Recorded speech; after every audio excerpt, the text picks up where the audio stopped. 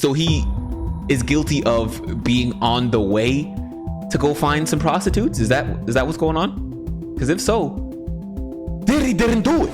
Have y'all been following the Diddy case? I just saw like a notification on my phone that like he was found not guilty of some accusations, and I don't know what all he's accused of. I know he was doing some sort of like those Diddy parties that everybody's talking about. Like, are those just like sex trafficking parties where he's like coercing people into doing things at these parties for his celebrity friends? Or also like I know there was like a video of him like hitting Cassie or something like that in a hotel. I'm not too familiar with everything that he did. I just know he was doing some bad shit apparently, but apparently not. Apparently Diddy didn't do it, and it says he's not guilty. So let's dive in a little further and see what's going on. Night shift. Night shift. Night shift. The night shift. Night shift. Okay, yeah, the title is saying found not guilty of racketeering and sex trafficking. The first thing I'm seeing is racketeer. He has like 5 counts of things against his name. Okay, racketeering. So I guess he's not guilty of that. He's not guilty of the sex trafficking. He's guilty of transportation to engage in prostitution. More sex trafficking. So is it only the transportation to engage in prostitution? Was he just like so he is guilty of being on the way to go find some prostitutes? Is that what's going on? Because if so, Diddy didn't do it. He's just on the way. He was just driving, having a stroll. How do you even know? Did he tell on himself? Is that what I was on the way to go find some prostitutes. Is that what he told the police officer when they pulled him over? Is that what's happening? What? I don't know. Let's just get let's dive a little deeper. Let's go back to Rahema Ellis, because I know you have some more information about what's happening in the courtroom right now. Rahema. Absolutely. The jurors they've told the jurors they should come back into the courtroom. The judge has also addressed those in the courtroom, telling them that they should maintain decorum. When this verdict is read, we have the verdict, we're told, on all 5 counts now. Combs is seated. His head is down. The defense team is standing right now. The word in this that we're getting from our producers is that the tension is palpable. She has a shark pin on her shirt. It's kind of hard. Inside that courtroom. Again, the defense is standing. The jury is coming in. You can only imagine the kind of tension. Again, Combs is seated. His head is down. Everyone is quiet. Everyone is standing when the jurors came in. The judge had asked the deputy to hand him a note, and again, asking everyone to maintain order when the verdict is read. We're just moments away, just seconds away from finding out what the outcome is on this federal trial against Sean Diddy Combs. After some 34 witnesses, more than 7 weeks of testimony in this case, we're now about to find out what the fate is for 55-year-old Sean Diddy Combs, a man who was born in New York, raised in Mount Vernon, and built a hip-hop empire, if you will, from humble beginnings. And now he's standing, waiting to find out. Why do people in power, or like have the power to maybe put others on in sort of this entertainment world, always resort to this sort of like sexual misconduct? Is it like because they're in a powerful position, and there's a whole bunch of other people that are in the entertainment field, and maybe they're also got some sort of aura around them that makes them attractive, whether it be like physically or just who they represent, and you want to be a part of that, and you're just like, oh, I gotta take some power away for them so I can show them that I'm actually the boss in this situation. Because like movie producers have been doing this, TV producers. Not all of them, obviously. Not all music producers, not all, musical empire moguls are doing this. But a lot are. So what's going on with that? What his fate is by 8 men. So there are 2 of the 5 counts that are for sex trafficking. One for sex trafficking of Cassie Ventura, the other for sex trafficking of Jane Doe. Each of those counts carries a mandatory minimum, meaning the judge cannot go lower than 15 years in prison. Christy, I'm gonna interrupt you. Forgive me. We have the first just took her airtime out the window. Like, she was probably dummy excited to finally be on TV after y'all were just yapping for like, never mind. The first verdict on count 1, racketeering conspiracy. How do you find the defendant not guilty? So he's not. So, by the way, racketeering is like organized crime, if I'm not mistaken, where like they in some way maybe like coerce some other individuals or make them feel like they need to participate like consistently in order for, you know, your group of people to gain a profit in some sort of way. So it's just like essentially just organized crime is what racketeering is. Now they'll move on to count 2. Count 2, how do you find the defendant not guilty? That is the sex trafficking of Cassandra Ventura. On count 3, which is Mann Act transportation involving Cassie Ventura, guilty. Mann Act trafficking of Cassandra Ventura. On count 3, which is Mann Act transportation involving Cassie Ventura, guilty. He was transporting Cassie to be a prostitute. He was like pimping Cassie. Is that what he was doing? Bro, I'm so out of like the loop when it comes to this Diddy stuff, but like, that's crazy. Which isn't that your wife? 4, sex trafficking of Jane, or girlfriend, not guilty. Count 5, Mann Act transportation of Jane, guilty. So mixed verdict here. Not guilty on 3 of the charges, guilty on 2 of the charges. Lisa, your reaction? Well, this might explain the sort. So he himself was transporting women to engage in some sort of prostitution. Was he the one transporting these people? If so, like, why was he the one doing that? Aren't you the billionaire? Don't you have people for that? Not that I'm trying to like defend him, because I could care less. Or if anything, like if he's doing bad things, I want bad people to go to bad places for sure. But it just doesn't make sense to me what's going on here. Sort of confusion that we had yesterday, and I want to go back to what a racketeering conspiracy is about and why, having found 2 instances of transportation with an intent to commit prostitution, this is a jury that still didn't find Sean Combs guilty of a racketeering conspiracy because, as you and I were just discussing, 2 acts of transportation for purposes of prostitution would qualify as the 2 predicate racketeering acts. But of course, a RICO charge requires 2 other things. It requires that the jury find an existence of a conspiracy, and it requires also that they find that there is an enterprise formed for the purposes of carrying out unlawful acts. And that may be where the hangup is, because the charges of transporting both Cassie Ventura and Jane Doe for purposes of prostitution, they were against Sean Combs alone. They were not framed as conspiracy charges. The jurors here saying they find Sean Combs guilty of it, but they may not have bought the fact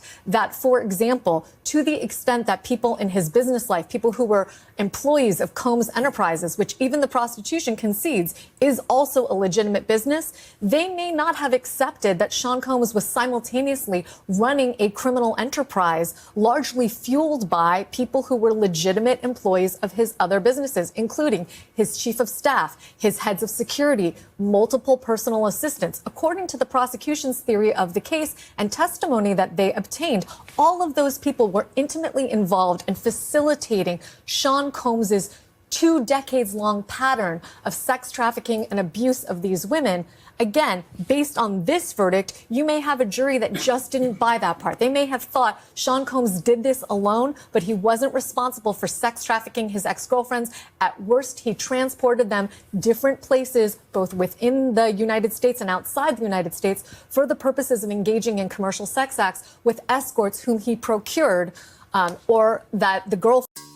So he's only being found guilty of sex trafficking his own girlfriends, but not like sex trafficking of like the people or people around him for like those crazy sex parties that literally everybody's been talking about. I mean, I don't know the details, but like, I don't know, that sounds kind of weird. Like, how are you only, I mean, I get it because it's like, it's specifically him doing the transportation, so maybe it's more easy to like pin the blame directly on him for that. But like when he's throwing these parties and people are, you know, claiming other things that are going down at these parties, he's the leader of the party, no? Like, would he not be the one responsible for the malpractices happening at his parties that keep reoccurring at party after party? Friends or other people in his life procured for him. That was part and parcel, Anna, of the sort of freak-off pattern that prosecutors laid forth before this jury. And so I want to bring in former Manhattan District Attorney Catherine Christian now. So we have 3 not guilty verdicts on the most serious crimes: the racketeering conspiracy, the sex trafficking crimes involving Cassie Ventura, as well as the woman who went by Jane, but guilty on 2 counts of transportation to engage in prostitution. What's your reaction to this verdict? What do you make of it? Well, the defense is breathing a sigh of relief. Yes, there are 2 guilty counts on the Mann Act charges, but as Christy said earlier, he's no longer facing a mandatory minimum. He's been acquitted on the highest counts, the RICO counts, the sex trafficking counts. Wow. What I think the juries are allowed to speak publicly about their verdict. But what happens here when you have sex trafficking for Miss Ventura and then the sex trafficking for Jane Doe, the jury clearly did not believe that the government proved beyond a reasonable doubt that these 2 women were sex trafficked by force or by fraud or coercion. For Ms. Ventura, it's a very hard lift to explain to a jury why someone would stay for years who's a victim of intimate partner violence. And clearly, they've decided that she was not a victim of sex trafficking. The text messages where she indicated that she wanted to, engage in it, they may just have not believed that she wasn't a willing participant. That's what these 2 not guilty counts on the sex trafficking say to me. So I feel like people stay in maybe abusive relationships or some sort of relationship that, you're getting told to do things that maybe you don't want to do for a plethora of reasons. One, maybe Diddy was paying her real good or, giving her lots of other things, but also abusing her sexually in some way or another, whether it's through prostitution or, even abusing her physically. People stay in these relationships because maybe they're just scared to leave because they don't really know what this person's capable of, or they do know what this person's capable of, and they're probably just scared to leave because this guy's a billionaire that's, he's came from humble beginnings, to say the least. And in those humble beginnings, I'm sure he's no stranger to wild acts of possible violence, or he's at least seen it happen or knows how to get things done to make people disappear or get you real hurt. Or now that he's considered, so super rich, he probably has the means to mess you up financially or mess you up in some other ways that are just so diabolical for the rest of your life that you choose to stay. And if you speak up negatively against him, he'll find a way to. I'm not trying to defend her or him either. I'm just saying that these types of relationships happen where the abused person doesn't leave because of a plethora of reasons. I'm not too familiar with the Jane Doe of the situation, like the anonymous other woman and that situation, but it could possibly be the same thing if they're both ex-girlfriends. People are staying with it. There's even shows and documentaries about people that stay in abusive relationships for years. It happens a long time. People stay at their jobs that they hate, that they feel like they're getting maybe verbally abused because they need the money. People stay at things that they don't like, or people continue to do things that they don't like to do for many reasons. But hey, I'm obviously not a judge or I'm not even that well versed into what the whole scenario is about. So I'm sure they've done their research to provide the best possible verdict on these charges. So Who knows? Christy, you spent a lot of time in that courtroom listening to witness testimony. Again, there were 34 witnesses, all called by the prosecution. The defense chose to call 0 witnesses. Are you surprised by this outcome? Get off your phone, policeman. Yes, I really am. Rose watching TikTok. To not smiling. find that there was sex trafficking, in particular of Cassie Ventura, when there is a video. It's not a heavy lift. There is a video that we've all seen where she is trying to leave one of these freak-offs. He is then beating her and dragging her by the hair to bring her back. There is an escort in the room. It's not, all you need is that one incident. You can have all the text messages in the world where she's saying she consented to other acts, but that one incident alone would have been sufficient for this jury to convict. So essentially, the jury must not have believed her. And at that point, you're not believing your own eyes. So this is, as far as verdicts go, this is a real backlash, I think, to the Me Too movement, to believing women when they are not just telling you with their words, but when they are. Yeah, that video is kind of nuts. Like the video of her getting dragged in that hotel. Once again, people stay in these abusive relationships. They're just like, oh, she's obviously not an abused person because she chose to stay with him for years. Like, that's not really a good excuse for her not to be an abused person. Like, you can be abused and still stay there. Like, and the reason why she didn't choose to leave could be many reasons unbeknownst to. She probably even still scared to say things. Like, probably didn't even come clean. Like, oh, if I leave, then Diddy will do this, and maybe she still wouldn't want to say it because maybe even if Diddy goes to prison or something, he probably still has some goons outside that are, you know, willing to still act upon his will because he's still got money regardless. Are backed up by video, by other witnesses, by the escorts in the room, by their family members. I mean, there's a reason he was extorting Cassie Ventura's mother. I mean, her friends, all the people who witnessed the violence and said they were scared of him. And so they were so scared they didn't want to call the police and they didn't want to leave areas he was in. All of his personal assistants who were terrified by this man's reign of terror, having sat there in court for all of Cassie's testimony and then sitting there for all of these other witnesses who corroborated what she said. It is, I think, a stunning verdict to come back and find him not guilty of the sex trafficking of Cassie Ventura. So I really think that anyone who says, oh, the Me Too movement, things have changed, not quite. Lisa, what's your take on the message this verdict sent? I really agree with Christy on this because had they found Sean Combs guilty of sex trafficking, I said yesterday that this case could be potentially game-changing because once again, like the whole Me Too movement, I agree with what she's saying, but at the same time, there are cases and instances where some people did claim that they were being abused by such and such because they know that if they claim this, then it's really hard to not believe them and they can get some sort of monetary gain out of said rich person that they're claiming abusing. Like, say I'm the girlfriend of rich billionaire X, and I'm like, oh no, rich billionaire boyfriend of mine has been hitting me and abusing me and transportation to engage in prostitutioning me. Oh no, I can't believe this is happening.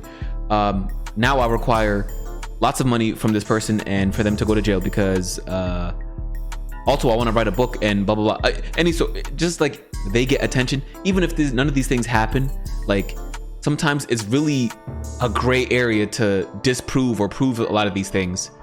And you know, these things can easily be lies, but a lot of the times it can also be a truth that can also be overseen.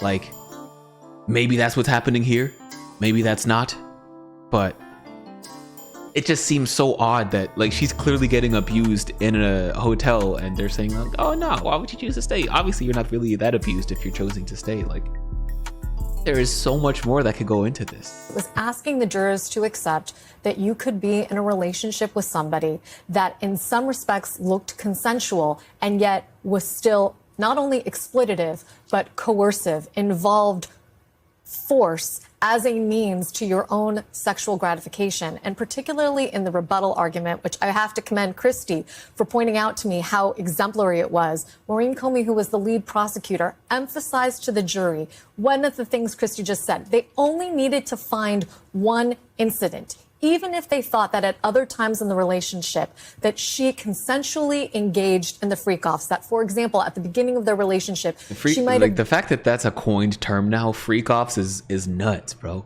Done so to hold on to him, to maintain his happiness. It is clear that by the end, both of those women, Cassie Ventura and Jane Doe, were engaging in the freak-offs and even soliciting some of the escorts themselves because it was necessary to keep a roof over their heads and also intrinsic to their own physical safety. And so, yeah, that's what I'm saying.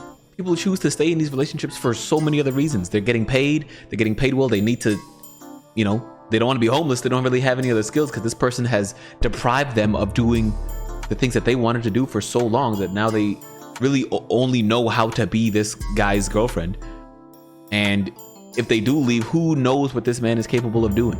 the prosecutors invited the jurors to not separate the violence from the sex, but to see it as part and parcel of the same thing, saying he didn't beat her up in the hallway of the Intercontinental because they were having a dispute about his phone, which was the defense's theory. No, he beat her up in the hallway of the Continental because there was still an escort waiting in their room, and he was not done with the freak-off. That's why he comes outside in the towel in the infamous video that we've all seen.